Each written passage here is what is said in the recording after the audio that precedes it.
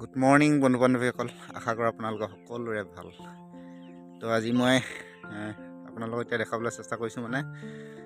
সৰুৰ পৰা আমি ইয়াতে খেলা ধূলা কৰি ডাঙৰ দীঘল হোৱা আমাৰ খেলপথাৰখন চাই ল'ব। সূৰ্যটো উদয় হৈছে আৰু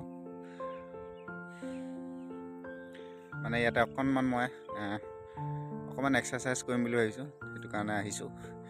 এয়া আপোনালোকৰ সেইটো কাৰণে অকণমান দেখাই দিলোঁ আৰু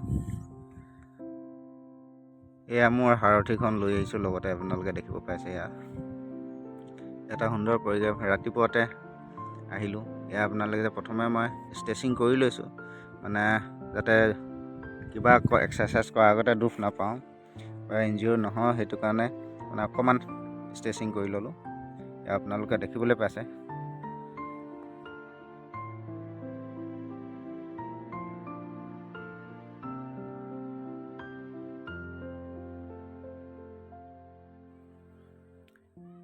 যদি আপোনালোকেও এক্সাৰচাইজ কৰে, তেতিয়াহ'লে আপোনালোকে যিমান পাৰে প্ৰথম অৱস্থাত আপোনালোকে ষ্ট্ৰেচিং কৰি ল'বলৈ চেষ্টা কৰিব, যাতে আপোনালোকে দুখ নাপায়।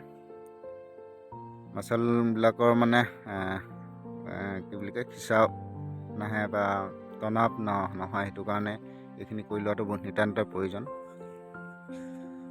এয়া বনাই আছে লং জাম্প, আমাৰ গাঁৱৰ ল'ৰাবিলাকে লং জাম্প কাৰণে এইবিলাক বনাই ৰাখিছে।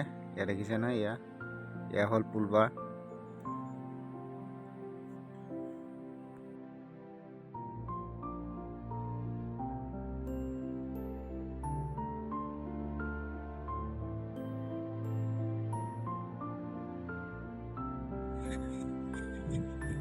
কেইবামাহো হৈ গ'ল খালী ভৰিৰে ৰানিং কৰা নাই তো আজি ঘাঁহনিত এইবোৰ ঘাঁহ দেখিছে নহয়, খালী ভৰিৰে ৰানিং কৰিবলৈ আহিলোঁ।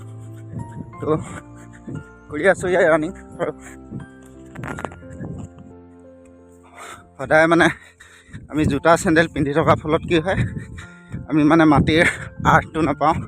সেইটো কাৰণে আমি আজি মই খালী ভৰিৰে অকণমান ৰানিং কৰিছোঁ। আমাৰ শৰীৰত আৰ্থৰ প্ৰয়োজন, সেইটো কাৰণে খালী ভৰিৰে কৰিছোঁ। আপোনালোকে দেখিবলৈ পাইছে। ফিজিকেল এক্সাৰচাইজ কৰাৰ পাছত মই য়োগাৰ অকণমান অভ্যাস কৰিলোঁ, যাক আমি প্ৰাণায়াম বুলি কওঁ। প্ৰাণায়াম অৰ্থ হ'ল প্ৰাণ শক্তি, যাৰ অৰ্থ আমি বুজাবলৈ গ'লে প্ৰাণ শক্তি অক্সিজেনৰ পৰিমাণটো আমাৰ শৰীৰত যেনেদৰে দিয়া হয়, ঊৰ্জা প্ৰদান কৰা হয়, তাকে প্ৰাণ শক্তি বুলি কোৱা হয়। তাৰে অকণমান অভ্যাস কৰিলোঁ, আপোনালোকে দেখিবলৈ পাইছে। যদি আপোনালোকে মোৰ ভিডিঅ'টো ভাল পাইছে, লাইক শ্বেয়াৰ আৰু কমেণ্ট কৰিবলৈ নাপাহৰিব। তো আজিলৈ বাই বাই।